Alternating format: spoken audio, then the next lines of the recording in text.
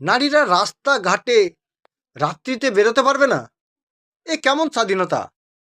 এ কেমন রাজ্য? এ কেমন বাংলা? এ কেমন দেশ যে প্রত্যেকের স্বাধীনতাকে হরণ করা হচ্ছে? তাই বলি, আগামী 2026-এ এমন সরকার চায় যে সরকারের মধ্যে স্বতন্ত্র প্রশাসনিক ব্যবস্থা থাকবে, যেটা রাজনীতি বা পলিটিক্স বলেন রাজনৈতিক দলের ঊর্ধ্বে। অর্থাৎ পুলিশি শাসন ব্যবস্থা এমন থাকবে, পুলিশ স্বতন্ত্রভাবে তার নিজের কাজ করতে পারবে। দরকার পড়লে তার নিজস্ব যে অস্ত্র আছে সে অস্ত্র তারা ব্যবহার করতে পারবে।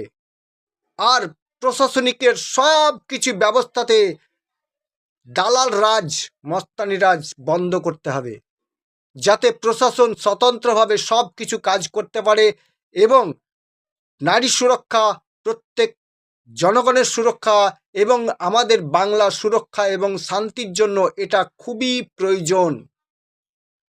যা প্রশাসনিক ব্যবস্থা যদি স্বতন্ত্রভাবে কাজ করে এবং আগামী সরকার এই স্বতন্ত্রভাবে শাসন করার যদি ক্ষমতা পুলিশকে দিয়ে থাকে, তাহলেই আমাদের রাজ্য প্রশাসনিক দিক থেকে উন্নতির পথে যাবে এবং আমাদের রাজ্যের উন্নতি এবং দেশের যে জনগণ আছে, আমাদের যে বাংলার জনগণ আছে, তারা সুরক্ষিত বোধ করবে।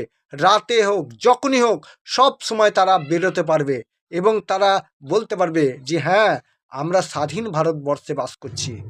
তো আমাদের প্রশাসনিক ব্যবস্থা এই রকম হওয়া দরকার, যেটা কোনো রকম কোনো দালাল চক্র বা কোনো মস্তানি রাজ চলবে না। আপনাদের কি মত?